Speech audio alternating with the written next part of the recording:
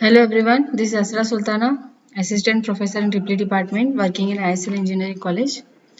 So we are continuing with the topic of voltage regulation and methods to determine the voltage regulation. So previous class we have discussed about direct loading method, EMF method and MMF method. In today's class I am going to discuss about ZPF method, ASA method and two reaction theory. So let us first see what is voltage regulation. What is voltage regulation? It is nothing but it is the change in terminal voltage from no load to full load divided by full load voltage. So percentage voltage regulation can be given as E naught minus V by V into 100. That is I am representing no load voltage by E naught and full load voltage by V.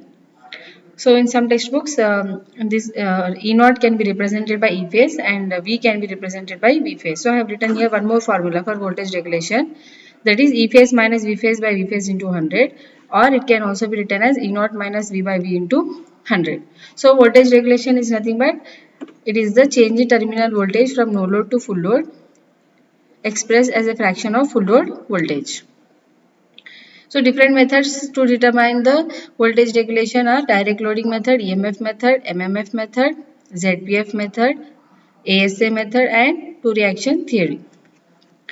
So direct loading method, we have seen that star connected armature is connected to a three-phase load. Okay, so this is a three-phase load. This is a star connected armature winding, and in series we are having ammeter and parallel we are having a voltmeter here. Field winding is excited by separate DC supply here. See, this is a DC supply which is exciting the field winding. Okay, this is the field winding of alternator, and we are exciting this field winding in externally through DC supply. To control the flux, that is current through field winding, a rheostat is inserted in series with the field winding. Here, rheostat will be inserted in series with the field winding to control the flux. Then prime mover will drive the alternator at its synchronous speed. So this is the prime mover and which is driving the alternator at its synchronous speed. So percentage regulation can be calculated as E phase minus V phase by V phase into 100. And for high capacity alternator, that much full load cannot be simulated or directly connected to alternator. So this method is restricted only for small capacity alternators. So we are noting down the values of voltmeter and ammeters and finding out the voltage regulation. But this method is restricted only for small capacity alternators. Okay. Next is EMF method or synchronous impedance method. The same circuit diagram we can see here. So this method is also called as EMF method. So what are the data required to calculate the regulation? First one is armature resistance per phase, that is RA. Second one is open circuit characteristics and short circuit characteristics. Third one. So this already we have discussed in previous class. Open circuit characteristics can be obtained by conducting open circuit test on the alternator, and we are plotting a graph between open circuit voltage and field current like this. So open circuit voltage versus field current. This is open circuit test. Then short circuit test will be what? Short circuit current versus field current. Okay, x-axis is common for both OC and AC test. So this is a common that field current. It is common for both OC and AC test. On x-axis we are taking, and y-axis for OC, by conducting OC test we are finding out the open circuit voltage, and by conducting AC test we are finding out the short circuit current. Okay. So what are the three things required to calculate the regulation by EMF method? First one is armature resistance per phase. Second one is open circuit characteristics. Third one is short circuit characteristics. So open circuit characteristics is a graph of open circuit voltage against field current, and short circuit characteristics is a graph of short circuit current versus field current. So what are the things we are calculating from short circuit test? ZS, RA, XS. Okay. ZS is synchronous impedance, this is armature resistance, synchronous reactance. Then for a given armature current and power factor, E phase is determined and regulation is calculated. Synchronous impedance ZS can be calculated as VOC by IASC, VOC by IASC, and ZS is equal to phase EMF on open circuit by phase current on short circuit. So from this graph, ZS can be determined by OD by OE.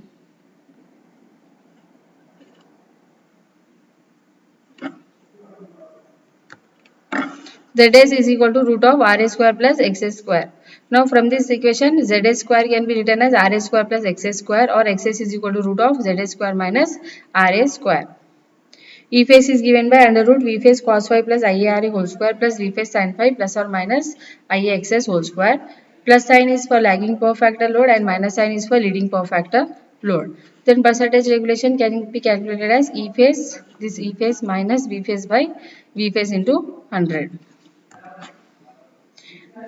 So we have seen the phasor diagrams for loaded alternator. This is for you. There are three types of loads: unity power factor load, lagging, and leading power factor loads. Okay. For unity power factor load, what we can say, voltage and current are in phase with each other. Okay, that's why here IA and V phase are in phase with each other. IARA is in parallel with IA. IAXS is perpendicular. IAZS is a combination of IARA and IAXS. Now, from this diagram, phasor diagram, I can write OC square is equal to OB square plus BC square. So, OB is equal to OA plus AB plus BC square as it is. Now, OA is equal to how much?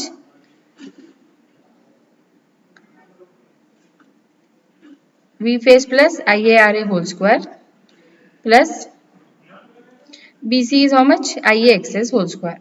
So, E phase will be root of I phase plus IARA whole square plus IAXS whole square. Lagging power factor load. Current is lagging voltage by an angle phi.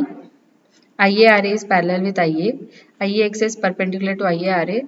Combination of or vector addition of IARA and IAXS is IAZS. Now let us consider the triangle OBC. So OC square is equal to OB square plus BC square. OB is equal to OA plus AB. Okay, and BC is as it is. OA is equal to how much? V phase. AB is IARA. So this OB will be written as V phase plus IARA whole square plus IXS whole square. So E phase is equal to root of V phase cos phi plus IARA whole square plus V phase sin phi plus or minus IAXS whole square. Plus lagging means it is plus. Okay, same thing here, same thing we are drawing here. Here we are taking voltage as a reference. Here we are taking a current as reference. Okay. So current is lagging V, we can say, or voltage is leading current. Okay. We can say here current is lagging voltage or voltage is leading current. Anything is same. Now for leading power factor load, current is leading voltage by an angle phi, and we are getting the voltage E phase is equal to root of V phase cos phi plus IA RA whole square plus V phase sin phi minus IXS whole square. So advantages of synchronous method is the value of synchronous impedance for any load condition can be calculated, and regulation of alternator at any load condition and load power factor can be determined with the help of this EMF method. We are not connecting the load to the alternator. We are conducting OC and AC test without actually connecting the load to the alternator. And this method can be used for very high capacity alternators. Limitations. The main limitation of this method is that this method will give large values of synchronous reactance, and this leads to high values of percentage regulation than the actual results. So this method is a pessimistic method. Now let us see the next method, MMF method or ampere turns method, or Rother's MMF method. This method is also called as Rother's MMF method or ampere turn method. So this method is based on the results of, again, open circuit and short circuit test conducted on an alternator. So for any synchronous generator, it requires MMF, which is product of field current and number of turns of field winding, for two separate purposes. First one is it must have an MMF necessary to induce a rated terminal voltage on open circuit, and second one, it must have an MMF equal and opposite to that of armature reaction MMF. What is MMF? Magnetomotive force. So what is MMF is equal to? MMF is equal to field current into number of turns of field winding. So any generator, a synchronous generator or alternator, should have MMF because of two separate purposes. That is, first one is it must have MMF necessary to induce rated terminal voltage on open circuit. So to induce the rated terminal voltage MMF is required. And second one, this MMF is equal and opposite to that of armature reaction MMF. Already we have discussed about armature reaction, that is effect of armature flux on mean flux is called as armature reaction. So there should be another MMF that should be opposite to this armature reaction MMF, so that we get a neutralized condition.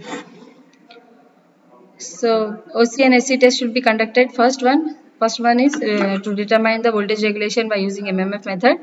First we have to conduct OC and SC test. Then find the values of field currents IF1, that is field current required to produce voltage of VPS plus IFS RA cos phi on OC. Second is IF2, we have to find out, that is field current required to produce given armature current on SC, and that will be added at an angle of 90 plus or minus phi. For this total field current, E phase found from OCC and regulation is calculated.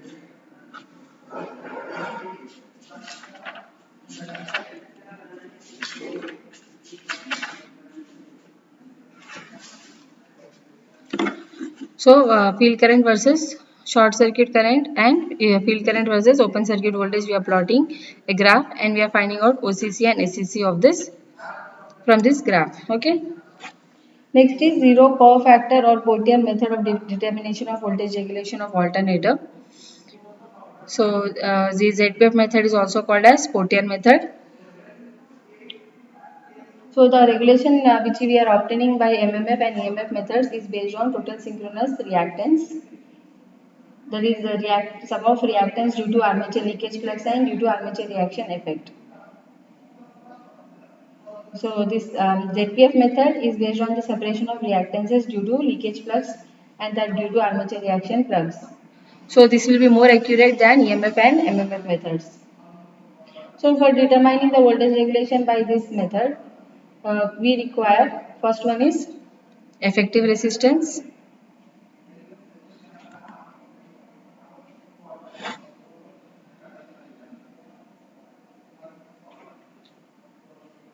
and open circuit characteristics, and third one is field current to circulate full load current in stator, and fourth one is zero power factor full load voltage characteristics. So effective resistance we have seen for both EMF and MMF methods, and open circuit characteristics we have seen for both EMF and MMF method, and field current to circulate full load current in stator we have seen for both EMF and MMF methods. Now the thing which we have to find out for zero power factor method is that zero power factor full load voltage characteristic. That is, what is this characteristics? This is a characteristics between terminal voltage and excitation while machine is being run as a synchronous speed and delivering full load current at zero power factor. So first we are conducting two tests. Two tests are performed on the alternator. First we are conducting open circuit test. Second we are conducting the zero power factor test. And we are determining the EMF armature leakage reactance, that is we have calculated in EMF method, and armature reaction we have calculated in MMF method. We are determining these two things separately, performing the open circuit test and ZPF test.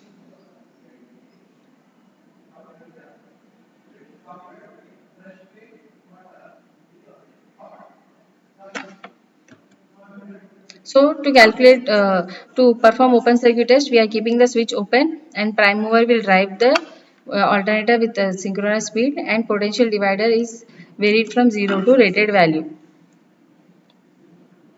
Okay, by this we are conducting the open circuit test. Then ZPF test, how we are conducting, keeping the switch closed, and we are connecting a purely inductive load, and purely inductive load has a power factor cos 90 degrees. So machine is run at rated synchronous speed by prime mover, and purely inductive load is connected across the armature terminals, and excitation or field current is increased so as to cause the flow of full load armature current. So the value of reactance which we get is increased step by step in such a way that excitation current is adjusted to a value that will cause full load rated armature current to flow.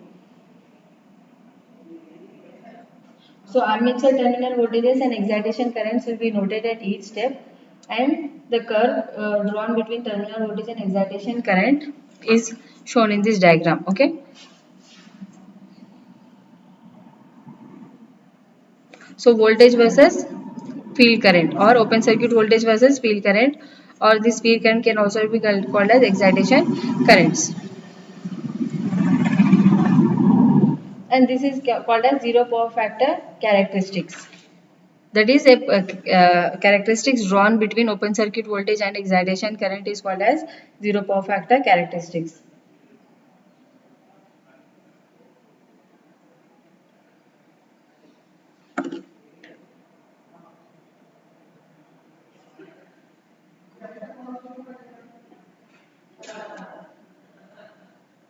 So the ZPF characteristics and the open circuit characteristics of alternator are almost same. Okay, so the first line is showing the OCC characteristics. Here I have written OCC. This is OCC characteristics, and below OCC is the ZPF characteristics. So the ZPF characteristics curve is exactly same shape as that of open circuit characteristics curve, but it is shifted vertically downwards by a leakage drop IXL. Okay, so it is down. The ZPF is below OCC because of this IXL drop, and horizontally armature reaction MMF. So horizontally it is below the OCC because of armature reaction MMF. So ZPF full load voltage excitation characteristics can be drawn by knowing 2 points A and B. So this is point A, point B. Point A is obtained from short circuit test. So OA represents here excitation required to overcome the magnetizing effect of armature reaction and to balance leakage reaction drops at full load. So point B is obtained when full load current flows through the armature and wattmeter will read 0. So we are plotting here A and B points, A point on ZPF curve and B point on OCC curve. So A is obtained by short circuit test with full load armature current, and B is obtained when full load current flows through the armature and wattmeter reading will read the 0. So from point B, line BC is drawn. This line BC is drawn equal and parallel to AO. Equal and parallel to AO. Then a line is drawn through C parallel to initial state part of OCC, intersecting OCC at D.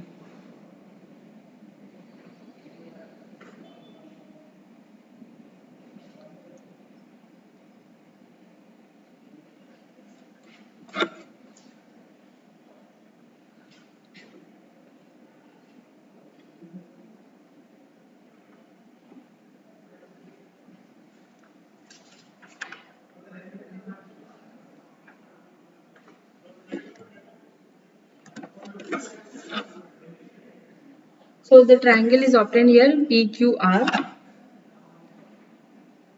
So triangle PQR.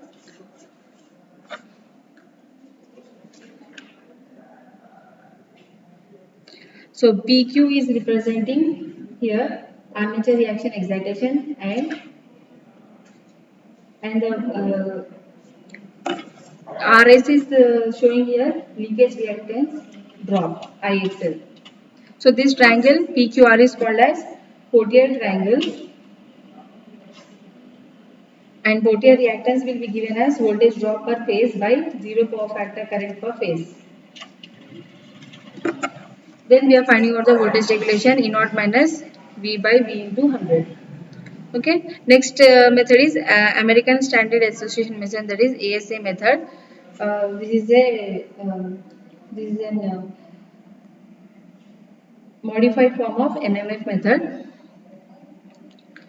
So in salient pole alternators, it is not correct to combine field ampere turns and armature ampere turns. Field winding is always concentrated and armature winding is always distributed.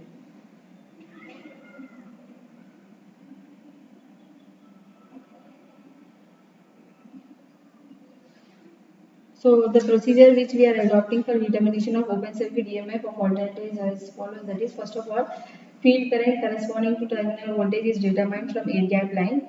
Then current that would be required if the machine had no armature impedance is the current I1, that is excitation current. Then field current required to circulate full load current on short circuit is determined from short circuit characteristics.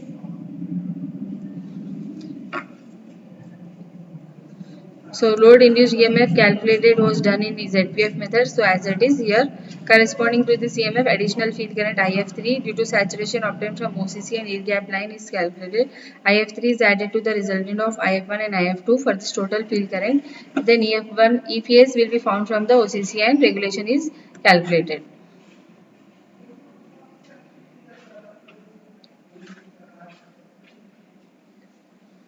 So we are plotting a graph between open circuit voltage and field current, and this is OCC characteristic curve. So field currents IF1 and IF2 are calculated. IF1 is field current required to produce the rated voltage of V phase from air gap line, and IF2 is the field current required to produce the given armature current on short circuit added at an angle of 90 plus or minus 5.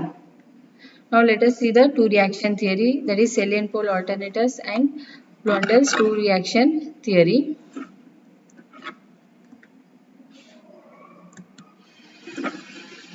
So the synchronous generators, whatever methods we have seen to find out the voltage regulation, they are applicable to only round rotor or non-salient pole alternators. Okay, so they are applicable to non-salient pole alternators. So the two reaction theory is applicable to salient pole alternators.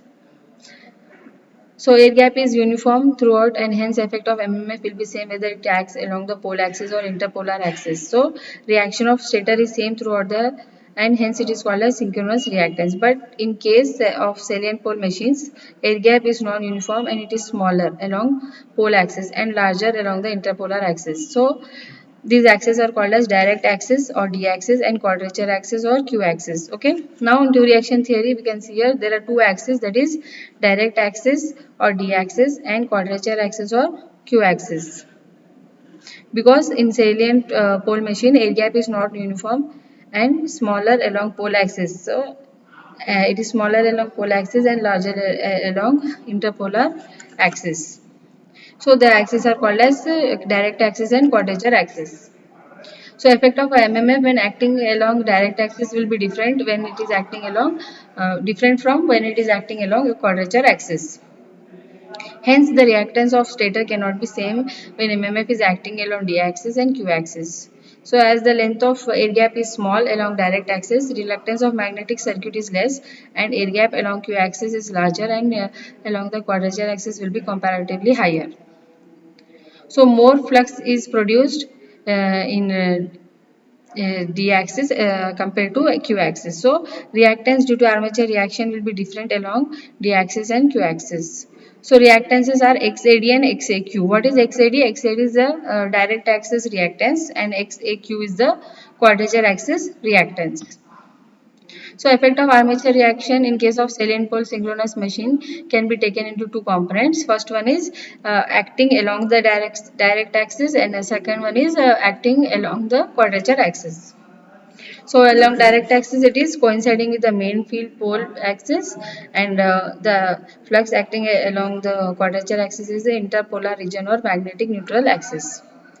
So MMF components of armature reaction in a salient pole machine cannot be considered as acting on the same magnetic circuit. Hence, effect of armature reaction cannot be taken into account by considering only the asynchronous reactance in case of salient pole synchronous machine. Now, what about this two reaction theory? Two reaction theory will consider the effect of quadrature and direct axis components of armature reaction separately.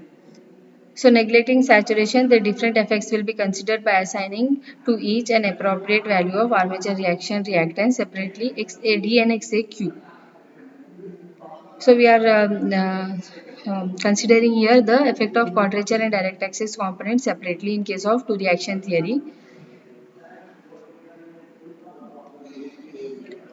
And we are neglecting saturation here, and for different effects are considered by assigning to each an appropriate value of armature reaction reactance XAD and XAQ. So effects of armature resistance and true leakage reactance XL may be treated separately or may be added to the armature reaction coefficients on assumption that they are the same for either the direct axis or quadrature axis. which is almost true.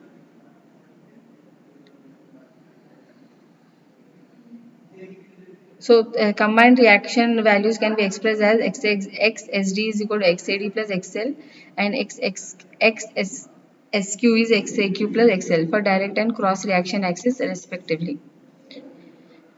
So this is the basic circuit diagram of our slip test.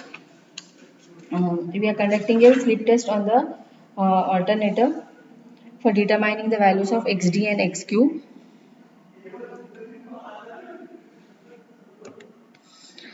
So armature terminals will be supplied with a subnormal voltage of rated frequency with field circuit left open. Generator will be driven by a prime mover at a slip speed which is slightly more or less than the synchronous speed. Okay. So why the name is called as slip test? Because the generator will be driven at a slip speed. Generator will be driven by a prime mover at a slip speed which is more or less than the synchronous speed. So this will be equivalent to the condition in which armature MMF remains stationary and rotor will rotate at a slip speed with respect to armature MMF. As the rotor poles slip through the armature MMF will be in line with the direct axis and quadrature axis alternately. So when it is in line with the direct axis, armature MMF directly will act on the magnetic circuit, and at this instant voltage applied divided by armature current gives the direct axis synchronous reactance.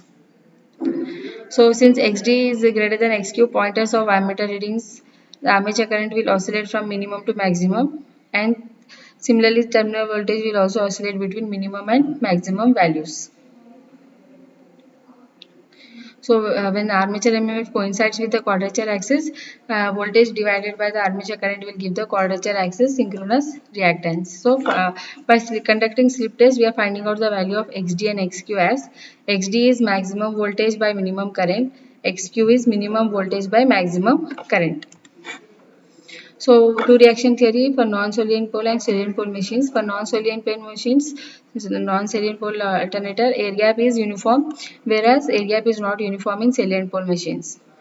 Uniform air gap, field flux and armature flux vary sinusoidally, and air gap length is constant and reactance is also constant.